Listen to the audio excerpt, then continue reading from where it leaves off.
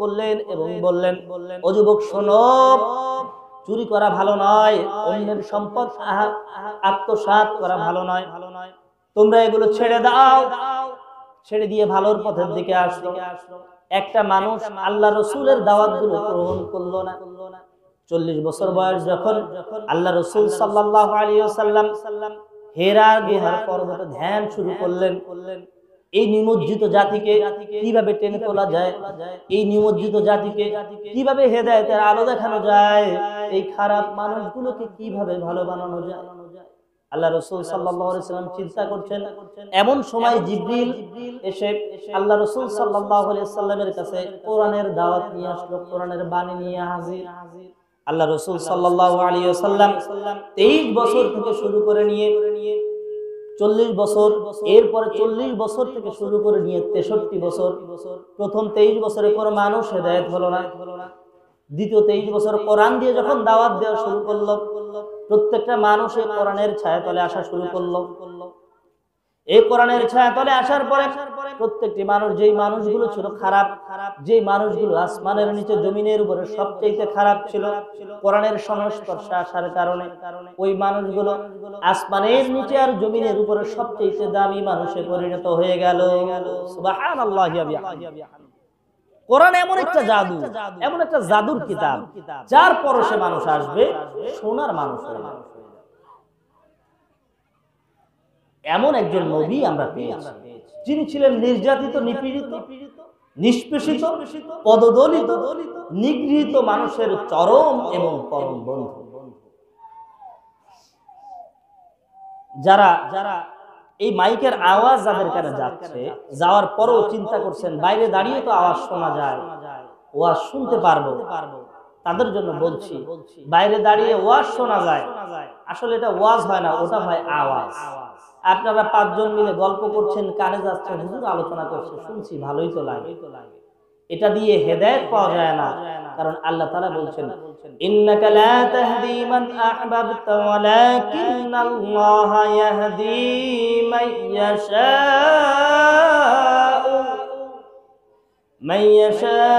ওয়া হুয়া আ'লামু বিল মুহতাদিন। আল্লাহ সুবহানাহু ওয়া তাআলা বলছেন, ও নবী, আমি হেদায়েত কারো হাতে ছেড়ে দেই নাই, হেদায়েত আমি আল্লাহ তাআলার হাতে, আমি যাকে চাই শুধুমাত্র তাকেই হেদায়েত দান করব। এই কারণে বলবো, যারা বাইরে আছেন মসজিদে মাহফিলের প্যান্ডেলের ভিতরে চলে আসেন, এটা জান্নাতের বাগান, এখানে বসলেই আপনার লাভ। কোরআনের আলোচনাগুলো শুনবেন, কোরআন দিয়ে হেদায়েত হবে। আল্লাহ তাআলা কার কথার ভিতরে, কোন আয়াত, কোন কথার ভিতরে হেদায়েত লুকায়িত রেখেছে, এটা আমিও জানি না, আপনিও জানেন না। আমি তো দূরের কথা, কাবা শরীফের ইমামও যদি আলোচনা করে, শোনার পরে আপনার হেদায়েত হবে, তিনিও গ্যারান্টি দিতে পারেন না। আমরা আজকে যে বিষয়টা আলোচনা করব, অতি সংক্ষেপে খুব গুরুত্বপূর্ণ একটি বিষয় আলোচনা করব ইনশাআল্লাহ। আমরা যে বিষয়টা আলোচনা করতে চাচ্ছি, এটা হচ্ছে কিয়ামতের বিভীষিকাময় দৃশ্য। কিয়ামতটা কেমন হবে? কিয়ামতে আমাদের উঠতেই হবে। কিয়ামত প্রত্যেকটা মানুষের সামনেই আসবে। এই কারণে কিয়ামত থেকে আমরা আলোচনা করব।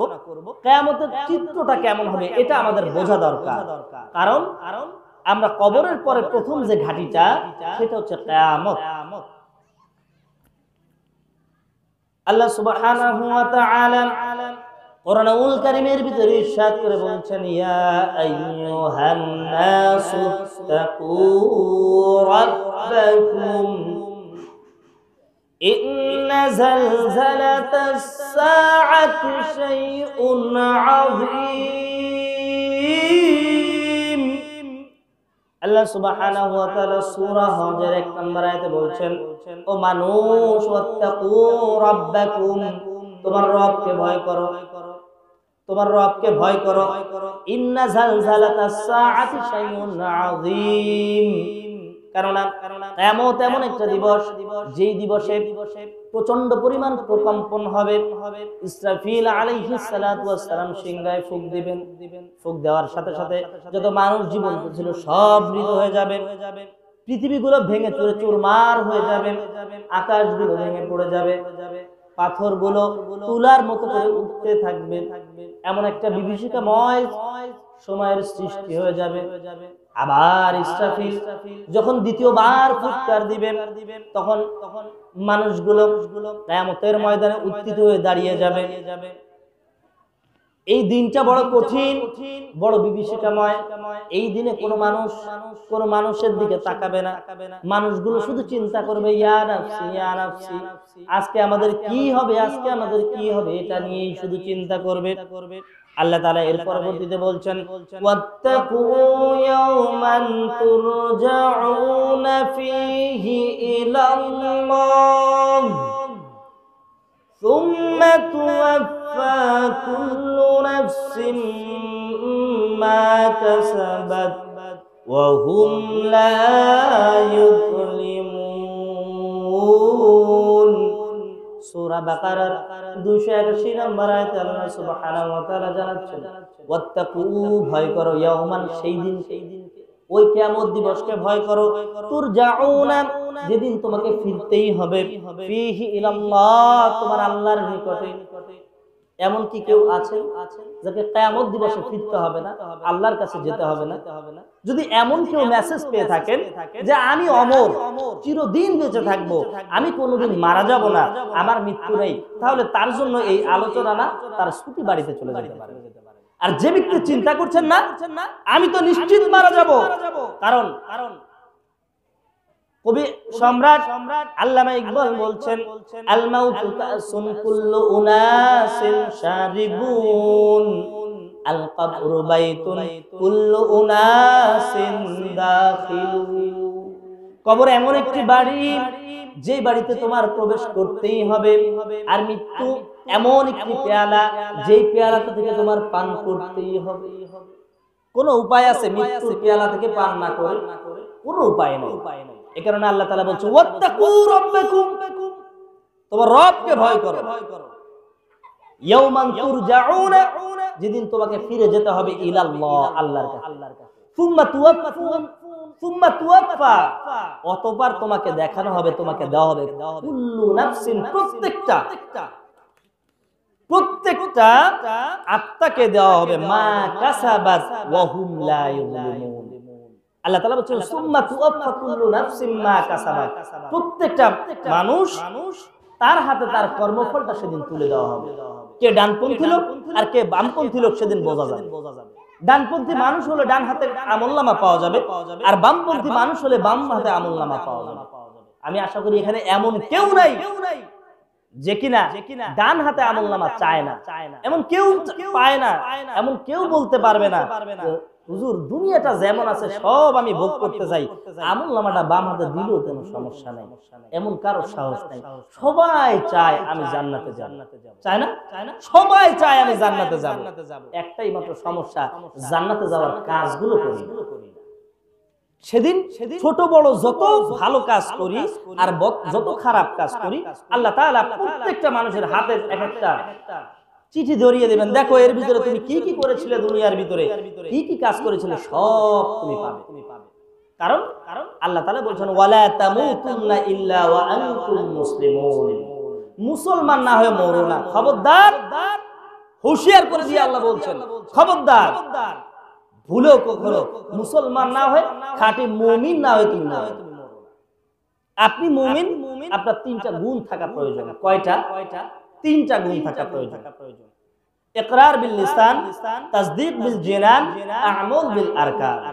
এক নাম্বার কথা হচ্ছে আপনি মুখে স্বীকারোক্তি দিবেন, মুখে স্বীকার করবেন আল্লাহ এক এবং তার রাসূল সাল্লাল্লাহু আলাইহি ওয়াসাল্লাম তার প্রেরিত রাসূল। বলবেন হুজুর তাহলে এক নাম্বার শর্তে আমরা পাস, যেহেতু এক নাম্বার শর্তে আমরা পাস, সবাই আমরা বলি আল্লাহ এক, কেউ আমরা বলি না আল্লাহ দুই। দুই নাম্বার কথা হলো তাসদীক বিল জিনান, অন্তরেও বিশ্বাস করা লাগবে। বলবেন হুজুর এই তো প্রায় জান্নাতে চলে গেছি, মুমিন হয়ে গেছি, 75% কমপ্লিট, দুই নাম্বার শর্তেও আমরা পাস, 75% কমপ্লিট। আমরা প্রত্যেকেই অন্তরে বিশ্বাস করি আল্লাহ এক, অদ্বিতীয়, আল্লাহ ছাড়া কোনো ইলাহ নাই, এবং মুহাম্মদুর রাসূলুল্লাহ সাল্লাল্লাহু আলাইহি ওয়াসাল্লাম একমাত্র আল্লাহর রাসূল। তিন নাম্বার কথা হচ্ছে আমাল বিল আরকান, এই যে কেবল যে স্বীকারোক্তি দিলাম, এর সাথে কাজে পরিণত করা লাগবে। এই যে দুইটা কথা বললাম, এক নাম্বারটা আব্দুল্লাহ বিন উবাইয়েরও ছিল। আব্দুল্লাহ বিন উবাই আল্লাহ রাসূলের পিছনেই নামাজ পড়তো, স্বীকারও করতো আল্লাহ এক, আল্লাহ রাসূল আমাদের নেতা। কিন্তু ঠিক যখন কুরাইশদের সাথে মিশতো, কাফেরদের সাথে মিশতো, বলতো আল্লাহ রাসূল এখন রাষ্ট্র নায়ক, রাষ্ট্রপ্রধান, তার সামনে দাঁড়ায় কি উল্টাপাল্টা বলা যায়? তার সামনে বলি আসলে মনে মনে আমি তোমাদের সাথে আছি। আছে না? এরকম আব্দুল্লাহ ইবনে উবাই মার্কা লোক আমাদের সমাজে আছে না?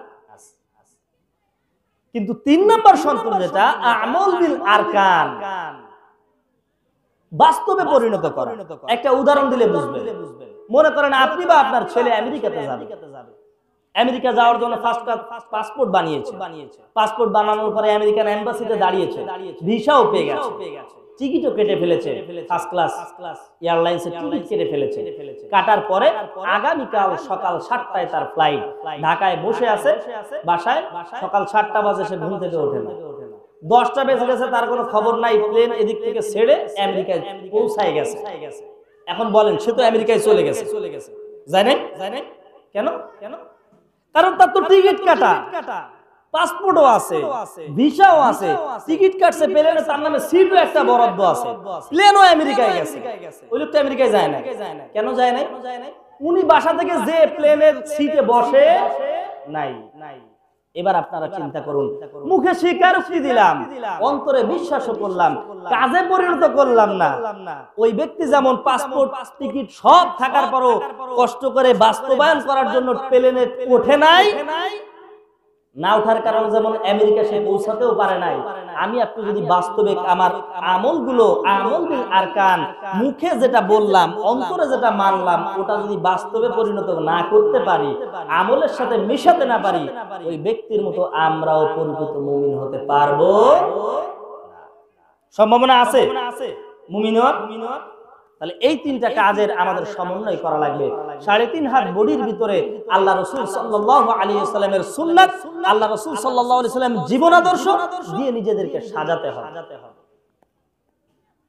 এবার কিয়ামতের ময়দানে প্রত্যেকটা মানুষকে আল্লাহ তাআলা কি দিবেন? তার আমলনামা দিয়ে দিবেন। এর পরবর্তীতে আল্লাহ তাআলা বলছেন, ইয়া আইয়ুহান নাসুত্তাকু রাব্বাকুম ওয়াখশাউ ইয়াওমান লা ইয়াজি।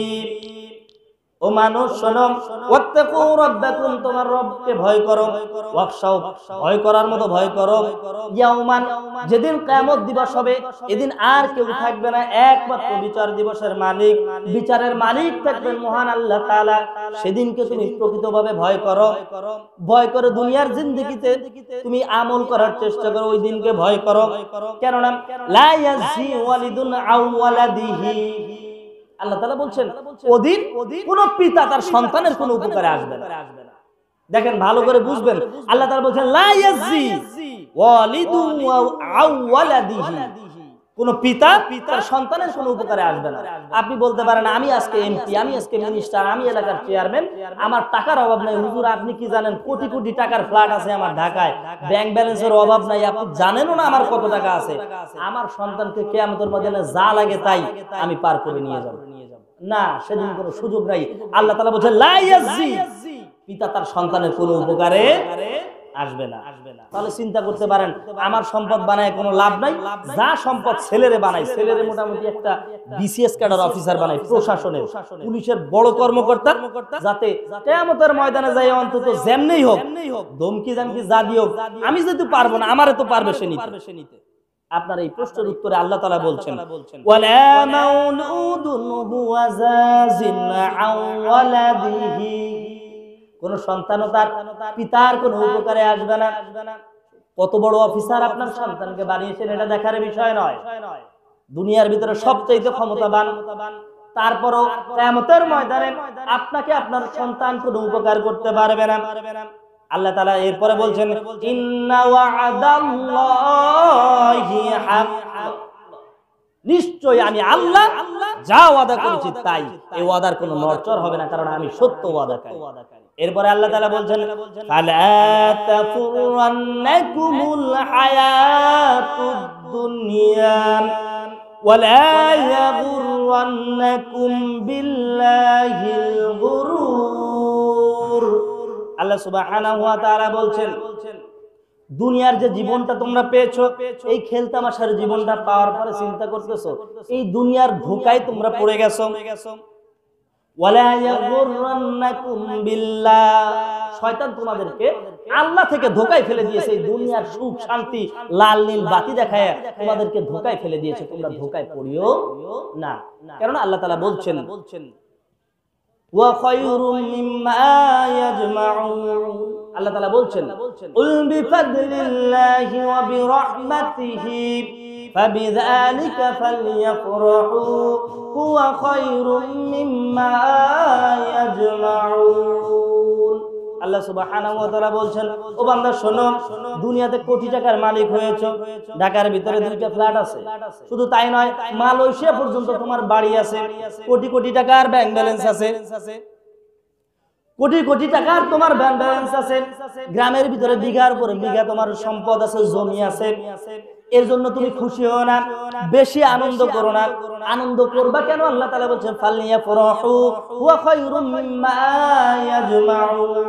দুনিয়াতে অনেক টাকা জমা করছো, টাকার অভাব নাই, বাড়ি গাড়ি টাকা ক্ষমতা অনেক কিছু জমা করছো, এজন্য বেশি খুশি হও না। খুশি হও এই কারণে যে আমি তোমাকে মুসলিম বানিয়ে তোমার জন্য কোরআনটা দিয়েছি, এই জন্য খুশি হও। এই কারণে আল্লাহ তাআলা বলেন ফালা তাগুররান্নাকুমুল হায়াতুদ দুনিয়া, দুনিয়ার যে হায়াতের যে চাকচিক্য দিয়েছি এগুলো দেখে আমি আল্লাহকে ভুলে যাবা, কিয়ামত দিবসকে ভুলে যাবা, দুনিয়ার ভোগ বিলাসে মত্ত হয়ে যাবা। আর তুমি চিন্তা করছো কিয়ামতের দিন জান্নাতে যাবে, এত সহজ। আল্লাহ তাআলা বলেন না, শয়তান এগুলো তোমার সামনে ধোঁকায় ফেলাচ্ছে, এই শয়তানের ধোঁকায় তুমি পড়ো না, শয়তানের ধোঁকায় পড়া যাবে না। আল্লাহ তাআলা বলছেন এই চাকচিক্য তোমাকে কিয়ামতের ময়দানে বাঁচাতে পারবে। এরপরে আল্লাহ সুবহানাহু ওয়া তাআলা বলছেন ওয়াত্তাকু ইয়াওমান লা তাজজি নাফসুন আন নাফসিন শাইআ। আল্লাহ সুবহানাহু ওয়া তাআলা আবার বলছেন শোনো, আল্লাহকে ভয় করো, কিয়ামত দিবস অবশ্যই আসবে, অবশ্যই আসবে, অবশ্যই আসবে। তোমরা কিয়ামত থেকে পালাতে পারবে না। লা তাজজি নাফসুন আন নাফসিন শাইআ, সেদিন কোন মানুষ কোন মানুষের কোনো কিছুতে উপকারী আসবে না। চিন্তা করতে পারেন হুজুর কি বলেন, এলাকায় চেয়ারম্যান কে জানেন, আমার আপন ভাই, এমপি কে জানেন, আমার চাচা, প্রাইম মিনিস্টারের সাথে আমার হট কানেকশন, শুধু তাই নয় বাইরের যত সব নেতা আছে তাদের সাথে আমার হট কানেকশন। কিয়ামতের ময়দানে কি আবার সমস্যা, আমার এমপি চাচা আছে আর প্রাইম মিনিস্টার আছে, সবাই আমারে বাঁচাবে, গার্ড দেওয়ার জন্য অভাব আছে। এখন ফোন দিলে 5 গাড়ি পুলিশ আসে, কি ভাব। আল্লাহ তাআলা বলেন এইভাবে কোনো কাজ হবে না। আল্লাহ বলছেন লা তাজজি, কোনো উপকারে আসবে না, কোনো উপকার তোমাকে করতে পারবে না। নাফসুম মিন নাফসিন শাইয়া, একজন আরেকজনের কোনো উপকার করতে পারবে না।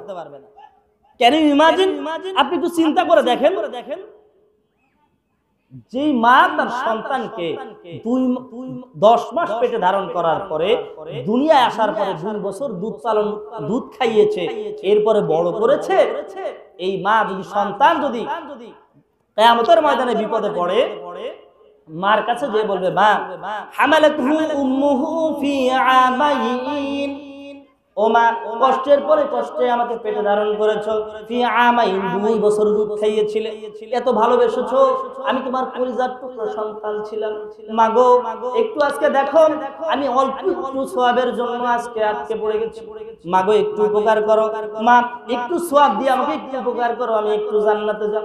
মা বলবে কি বলো রে বাবা, দুনিয়ার ভিতরে তো আমার কোনোদিন বিয়েই হয় নাই, আমার তো সন্তান তো দূরে থাক, বিয়ে করলে না সন্তান আসবে। একটু চিন্তা করেন ও মুমিন মুসলমান, একটু গভীর মনোযোগ দিয়ে কানটা লাগান। মা তার সন্তানকে চিনতে পারবে না, বাবা তার সন্তানকে চিনতে পারবে না, আর আপনার এমপি মিনিস্টার ভাই ব্রাদার এগুলো দূরে থাক। নাফসুম আন নাফসিন শাইয়া, কোন মানুষ কোন মানুষের উপকারে আসবে না। এটা কি আমি বলছি?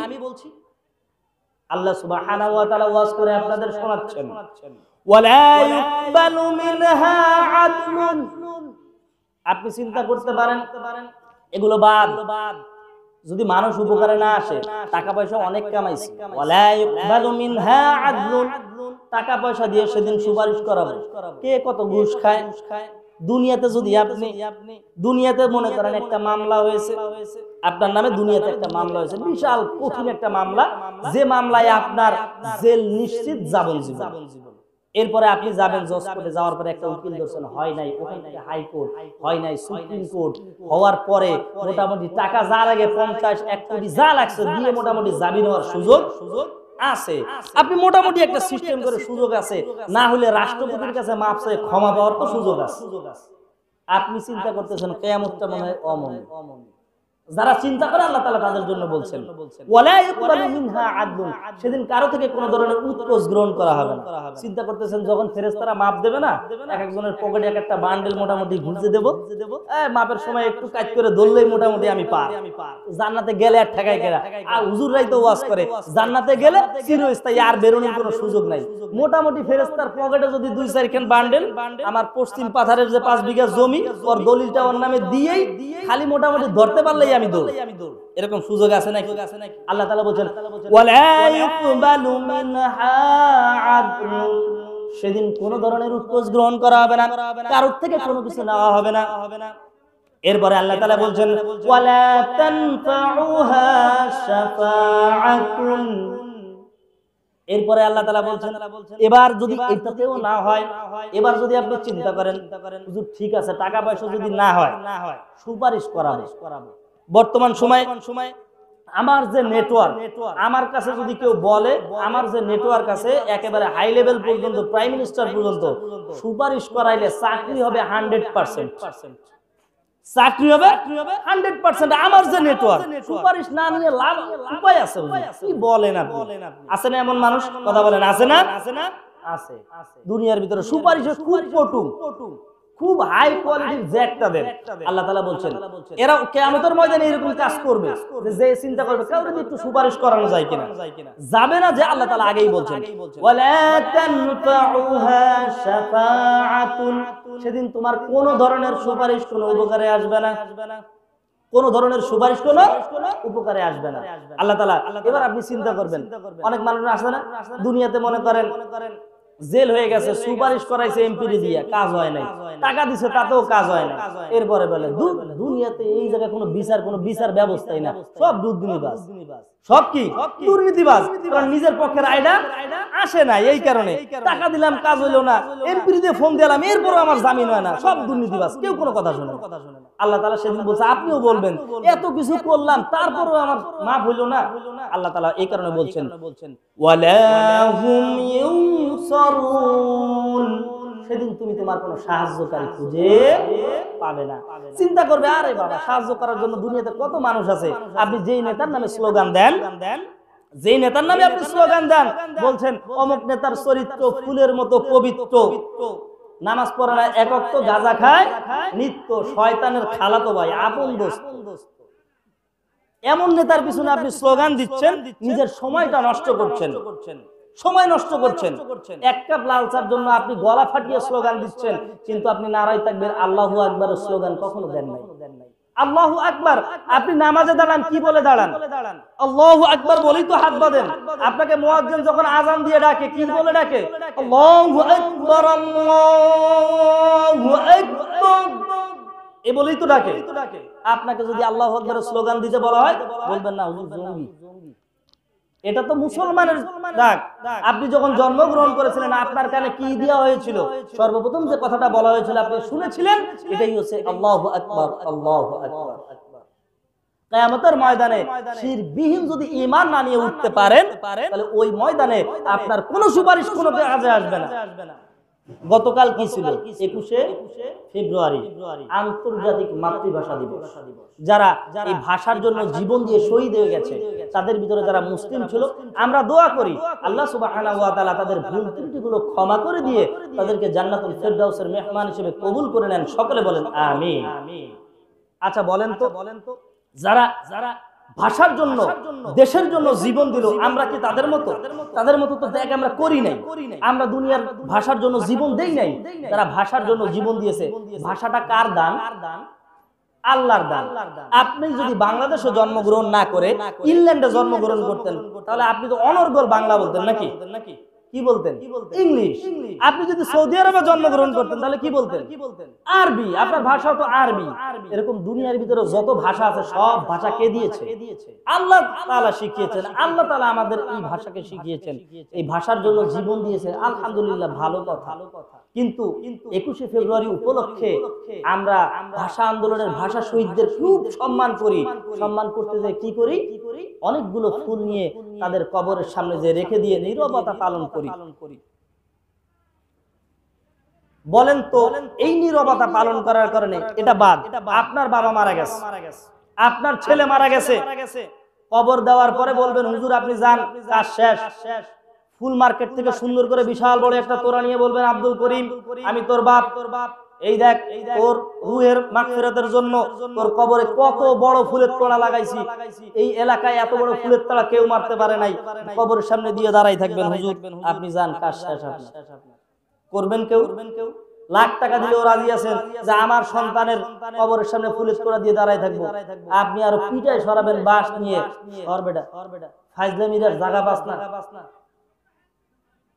আপনি বলবেন হুজুর আপনি যেটা পারেন একটু সূরা ফাতিহা পড়েন, ইখলাস শরীফ পড়েন, আল্লাহর কাছে দোয়া করেন। এই যে লোকগুলো আমাদের ভাষার জন্য জীবন দিল, আমাদের তো উচিত তাদের জন্য একটু দোয়া করা, সূরা ফাতিহা পড়ে, ইখলাস পড়ে।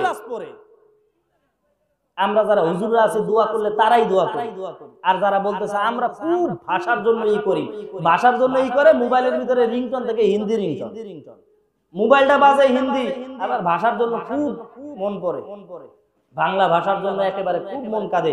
এই যে শিরকগুলো, এই শিরকগুলো নিয়ে যদি আপনি ওঠেন কিয়ামতের ময়দানে আপনি নিস্তার পাবেন। আল্লাহ সুবহানাহু ওয়া তাআলা বলেন শিরকবিহীন আমল থাকতে হবে, আমল কম থাকুক, শিরকবিহীন আমল থাকতে হবে। এরকম আন্তর্জাতিক ভাষা দিবস উপলক্ষে আমরা যে ফুল দিয়ে দেই এটা পরিপূর্ণ শিরক, খাঁটি শিরক। এই শিরকগুলো থেকে আমাদেরকে বের হয়ে আসতে হবে। এই শিরকি প্রথা থেকে আমাদেরকে বের হতে হবে। কোন মুসলমানের সন্তান কোন জায়গায় যে ফুল দিয়ে পূজা করতে পারে না, এটা এক ধরনের পূজা। আল্লাহ সুবহানাহু ওয়া তাআলা আমাদের বোঝার তৌফিক দান করুন, সকলে বলেন আমিন।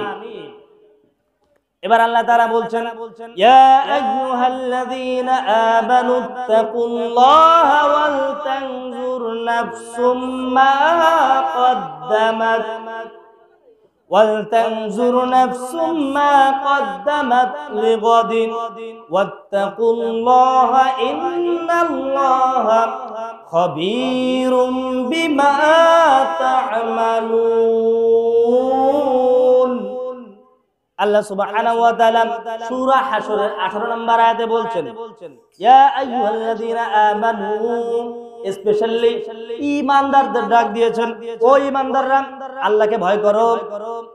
ওয়াল তানজুর নাফসুম মা কদ্দামাত লিগাদিন, একটু সতর্ক হয়ে দেখো তো আগামী কাল তুমি তোমার রবের কাছে কি পাঠাচ্ছ। আল্লাহ তাআলা জিজ্ঞেস করেছেন বান্দা ঈমানদার যারা আছে, এবার সকল মানুষকে ডাক দিয়ে বলে নাই, বলছে যারা ঈমানদার আছে একটু লক্ষ্য করো আগামী কাল তুমি তোমার রবের দরবারে কি পাঠাচ্ছ, কি পাঠাচ্ছ। আপনি একটু চিন্তা করেন আজকে সারা দিনটা আপনি কিভাবে ব্যয় করেছেন, কয়টা আমল করেছেন, কয়টা ভালো কাজ করেছেন, কয়টা খারাপ কাজ করেছেন। যদি এরকম হতো যে আজকে এখানে এই এলাকার এমপি মহোদয় বা মন্ত্রী সাহেব আসবে, আপনাকে আসতে বলা হয়েছে, আপনি কি করতেন? সেন্ট লাগাইতেন, সবচেয়ে দামি জামাটা পরতেন, কারণ এমপির সাথে আপনার সাক্ষাৎ। আর প্রাইম মিনিস্টারের সাথে সাক্ষাৎ হলে তো কথাই নেই, দোকান থেকে নতুন জামা কাপড় কিনে এরপরে আপনি তাদের সাথে দেখা করার জন্য সেন্ট লাগিয়ে পরিপাটি হয়ে এসে বসে থাকতেন। যখন এখানে বসতেন কথা বলতেন চুপ করে বসে থাকতেন, প্রাইম মিনিস্টার এসে যেন আমার দিকেই নজরটা পড়ে, যাতে আমাকে একটু চিনে, ঠিক না? আল্লাহ সুবহানাহু ওয়া তাআলা বলছেন ওয়াল তানজুর নাফসুম মা কদ্দামাত লিগাদিন, আগামীকাল আমার জন্য আল্লাহ তাআলা বলছেন তুমি তোমার জন্য কি পাঠাচ্ছ আমার কাছে। আমি আজকে মাঠে যখন গিয়েছিলাম তখন আরেকজনের 2 হাত কোদাল দিয়ে আইল ঠেলছে। আমি আরেকজনের ভাইয়ের নামে আজকে মিথ্যা মামলা দিয়ে এসেছি। আমি অন্যায়ভাবে আমার আরেক ভাইকে মিথ্যা মামলার সাক্ষী হিসেবে আমি সাক্ষী দিয়েছি। আমি অন্যায়ভাবে আরেকজনের বাড়ির ফল চুরি করে খেয়েছি। আমি অন্যায়ভাবে আরেকজনকে একটা চড় দিয়েছি। এগুলো সব আল্লাহর কাছে যায় না? আল্লাহর কাছে যায়। এই কারণে আপনার সতর্ক থাকতে হবে। আল্লাহ তাআলা বলছেন বান্দা সতর্ক থাকো, ঈমানদাররা সতর্ক থাকো, যে কিয়ামতের ময়দানে যে যাবা তুমি একটু সতর্ক থাকো। প্রতিদিন তুমি আল্লাহ তাআলার কাছে কি পাঠাও, তোমার আমলনামাটা কেমন হয়। আপনি যদি রাত্রেবেলা ঘুমানোর সময় একটু চিন্তা করেন, আজকে রাত্রে ঘুমাবেন একটু চিন্তা করেন, সকাল থেকে আজ রাত পর্যন্ত রাত 12টা বাজে, 11টার দিকে আপনি ঘুমাচ্ছেন। এখন আপনি যদি একটু চিন্তা করেন কি আজকে সারাদিন আমল করেছি, সকালবেলা ফজরের নামাজটা তো পড়ি নাই, এবার নিয়ত করেন আল্লাহ তাআলা মাফ করে দাও, আগামীকাল থেকে পড়বো। আমি তো সকালের ফজরের নামাজটা পড়ি নাই, আজকে তো আমি আমার মায়ের সাথে খারাপ আচরণ করেছি, আজকে তো আমি আমার বাবার সাথে খারাপ আচরণ করেছি, আজকে আমি আমার সন্তানকে ভালো একটা উপদেশ দেই নাই, আজকে আমি তো এখানে একটা শিরক করে ফেলেছি, আজকে আমি তো আজকে মানুষের পরের জমির আইল ঠেলেছি। আপনি একটু চিন্তা করেন, যদি বলেন হাতে গুনে বলেন তো কয়টা ভালো কাজ করেছি। এইভাবে করেন আমাদেরকে নিজেদের তালিকাটা হিসাব করতে হবে। ব্যবসায়ীরা যেমন সারা দিনের হিসাবটা রাত্রেবেলা লিখে রাখে না, যে আজকে কয় টাকা বিক্রি হয়েছে, কয় টাকা লাভ হয়েছে, হিসাব নিকাশ ক্যাশ মিলাই এরপরে যায়। আপনি রাত্রেবেলা আপনার আজকে সারা দিনের হিসাব নিকাশের ক্যাশ মিলাবেন। দুনিয়ার ভিতরে মানুষ ডিপোজিট করে না, কেন ডিপোজিট করে? আপনার মেয়ের বয়স এখন 5, আপনি ডিপোজিট করেছেন 15 বছর বয়স, 15 বছরের। কেন? মেয়ের বয়স যখন 20 হবে ডিপোজিটটা ভাঙলে প্রতি মাসে আপনি 1000 টাকা করে রাখেন, 15 বছর পরে আপনার মেয়ের বয়স যখন 20 হবে আপনি টাকাগুলো ভেঙে মেয়েকে গয়না গড়িয়ে দিবেন, মেয়েকে শ্বশুর বাড়ি পাঠাবেন, বিয়ে দিবেন। এই তো আর না হলে রাখেন যে আমার ছেলে বড় হলে ছেলেকে বিদেশ পাঠাবো, এই জন্য টাকাটা রাখবে। ডিপিএস করেন আপনার ভবিষ্যৎ পরিকল্পনা, আপনার সন্তানকে নিয়ে আপনার ভবিষ্যৎ পরিকল্পনা আছে, আপনার দুনিয়াকে নিয়ে আপনার ভবিষ্যৎ পরিকল্পনা আছে, কিন্তু আপনার পরকাল নিয়ে আপনার ভবিষ্যৎ পরিকল্পনা নাই। আপনি কি পরকালের জন্য একটাও ডিপিএস করেছেন? আপনি কি পরকালের জন্য কোনো ডিপিএস এ টাকা রাখেন? দুনিয়াতে যেমন টাকা চলে, বাংলাদেশ হলে টাকা চলে, ইন্ডিয়ায় যারা বসবাস করে তারা রুপি রাখে, সৌদি আরবে যারা বসবাস করে তারা রিয়াল রাখে, আমেরিকায় যারা বসবাস করে তারা ডলার রাখে, লন্ডনে বসবাস করলে পাউন্ড রাখে। তো আপনি কি রাখছেন কিয়ামতের দিনে? আপনার ডিপোজিটটা কি? ওই দিনের কারেন্সিটা কি নিয়ে উঠবেন? আল্লাহ তাআলা বলছেন ওই দিনের জন্য একটা ডিপোজিট করো। কি ডিপোজিট? প্রতিদিন আপনি ওই দিন একটা কারেন্সি চলবে, সেই কারেন্সির নাম কি বলেন? ওই দিন একটা কারেন্সি চলবে, ওই কারেন্সির নাম আছে সোয়াব। সোয়াব ছাড়া আর কিছু চলবে ওই দিন? বাংলা টাকা, রুপি, রিয়েল, ডলার চলবে? জমি জাতি কোনো কিছু? ওই দিন যে কারেন্সিটা চলবে, যেটা আপনার বিনিময় হবে, এটা হচ্ছে সোয়াব। আপনি ওইখানে যেহেতু আমল করার কোনো সুযোগ নাই, এই কারণে দুনিয়া থেকে আপনি সোয়াবগুলো ওইখানে ডিপোজিট করেন, যাতে কিয়ামতের ময়দানে যেদিন ওঠেন এদিন ভাঙাইতে পারেন। এই দিন ভাঙায় আপনি আপনার জান্নাতটাকে কিনে নিতে পারেন, জান্নাতে যাওয়ার পথটা সুগম করতে পারেন। আল্লাহ সুবহানাহু ওয়া তাআলা এরপরে বলছেন ওয়াত্তাকু ফিতনাতাল লা তুসিবান্নাল্লাযীনা যালামু মিনকুম খাসসা। আল্লাহ তাআলা বলছেন ওয়াত্তাকু, ভয় করো ফিতনাকে, দুনিয়ার ফিতনাকে। এটা বড় মারাত্মক। তাফসীরের ভিতরে এই ফিতনা 10 থেকে 12টা অর্থ এসেছে। ফিতনা মানে শিরক, ফিতনা মানে অরাজকতা, ফিতনা মানে অসামাজিকতা, ফিতনা মানে দুর্নীতি করা, ফিতনা মানে সুদ ঘুষ, সবকিছু এর ভিতরে ইনক্লুড। আল্লাহ তাআলা বলছেন এই সব ফিতনাকে ভয় করো। দুনিয়ার ভিতরে থেকে তুমি তোমার ভাইয়ের সম্পদটা মেরে খেয়েছো, তুমি ছিলে বড় ভাই আর তোমার ছোট ভাই বাবা মা খুব ছোটবেলায় মারা গেছে, তোমার হাতে সব সম্পত্তি বড় হওয়ার পরে ছোট ভাইরে বলছো তোরে ছোটবেলাতে খাওয়াই দাওয়াই মানুষ করছি, সব সম্পত্তি তো ওই জায়গায় লেগে গেছে। আপনি এতিমের সম্পদ ভক্ষণ করার গুনাহে শামিল হয়ে গেলেন। আপনি চিন্তা করছেন বোনের সম্পদ আর দিব কিসের জন্য? আমাদেরই হয় না। 3 ভাই আছি, মোটামুটি 3 বাড়ির 3 সাইড দিয়ে নিয়ে নিছি, মাঠের সব জায়গায় আমাদের না। বোনের সম্পদ পাই টু পাই হিসাব করে দিয়ে দিবেন। বোন বলতেছে না ভাই আমি নিব না, আপনি জোর করে দিয়ে দিবেন, কারণ এটা সম্পদের হক আপনি না, আল্লাহর হক। ছেড়ে দিলে আল্লাহ তাআলা আপনাকে মাফ করে দিতে পারেন। আল্লাহ তাআলা নিজেই বলছেন বান্দার হক যদি মাইরে দাও, বান্দার হক নষ্ট করলে আমি আল্লাহ তাআলা ক্ষমা করব না। আপনি নামাজ পড়েন নাই, ফজরের নামাজ আজকে, আসর থেকে মাগরিব পর্যন্ত এক ওয়াক্ত নামাজ পড়েন নাই, মাগরিব থেকে ওয়াজ শুনে চিন্তা করছেন নামাজ পড়া দরকার, আল্লাহর কাছে তওবা করছেন, আল্লাহ তাআলা আমাকে মাফ করে দেন, আগামী কাল থেকে আমি আর এক ওয়াক্ত নামাজ ছেড়ে দেব না। আল্লাহ তাআলা বলবে যা বান্দা তোরে মাফ করে দিলাম, আগামী কাল থেকে ঠিকমতো নামাজ পড়। আপনি আপনার বোনের সম্পদটা মেরে খেয়ে যদি আল্লাহরে বলেন আল্লাহ তাআলা মাফ করে দাও, আল্লাহ তাআলা বলছে আমি মাফ করব না ওই বোন যতক্ষণ না মাফ করে। আপনি ব্যবসায়ী, চিন্তা করছেন ওজনের মাপে প্রতিদিন আলুর ব্যবসা করেন, একটা করে আলু কম দেন। আপনি 10 বছর পরে আপনার বোধোদয় হয়েছে, আলোচনা শুনে মনে হয়েছে আজ থেকে আর দুর্নীতি করব না, কালকে থেকে আলু একটাও আর কম দিব না। বলেন তো 10 বছরে যত মানুষকে কম করে এরকম এক একটা করে আলু দিয়েছেন, কম করে আলু দিয়েছেন, একটা করে 100 গ্রাম কম দিয়েছেন, 10 বছরে যত মানুষকে কম দিয়েছেন অত মানুষ তো বেঁচেও নাই, এখন যদি মাপ চাইতেছেন। বেঁচে আছে? কত মানুষ তো মারাই গেছে। আপনি যে মানুষকে ঠকিয়েছেন কিয়ামতের ময়দানে, আপনি যে আমল করেছেন সব আমলগুলো ওই মানুষগুলো নিয়ে যাবে, সব আমলগুলো মানুষগুলো নিয়ে যাবে, আপনার জন্য কিচ্ছু থাকবে না। আল্লাহ তাআলা বলেন ওয়াত্তাকুল ফিতনা, এই দুনিয়ার ফিতনা, টাকা পয়সার ফিতনা, সন্তানের ফিতনা, সব ফিতনা থেকে, বড়ত্বের ফিতনা, এগুলো থেকে ওয়াত্তাকু, আমি আল্লাহকে ভয় করো। লা তুসিবান্নাল্লাযীনা যালামু মিনকুম খাসসা, যারা দুর্নীতি করে তারা চিন্তা করে আমরা তো দুর্নীতি করি, আর যারা ভালো লোক তারা চিন্তা করে আমরা তো ভালো মানুষ, দরকার নাই এদের সাথে কথা বলার দরকার নাই, আমরা আলাদা থাকি।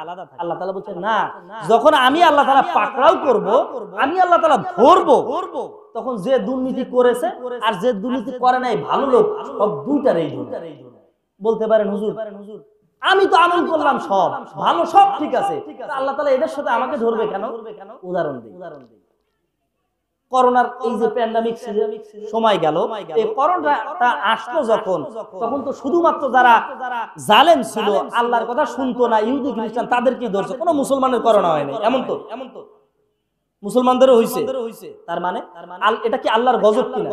আল্লাহর গজব যখন এসেছে, যারা আল্লাহর কথা মানে নাই তাদের উপরও এসেছে, যারা আল্লাহর কথা মেনেছে তাদের উপরও এসেছে।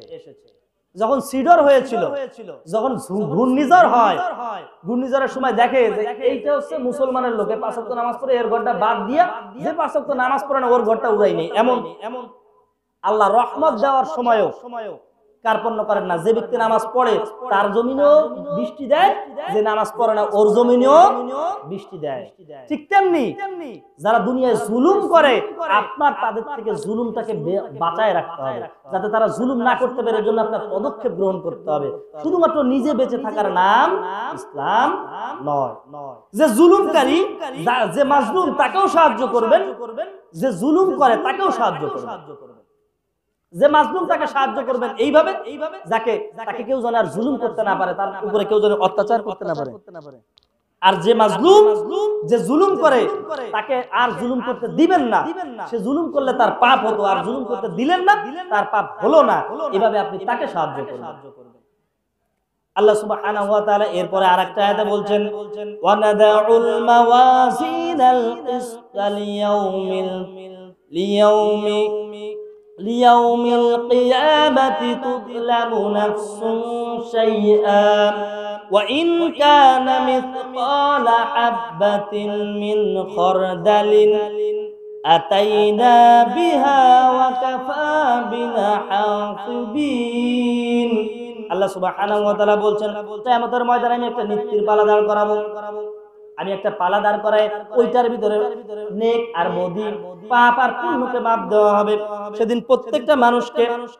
প্রত্যেকটা মানুষের নেক আমল আর খারাপ আমল এক জায়গায় করা হবে।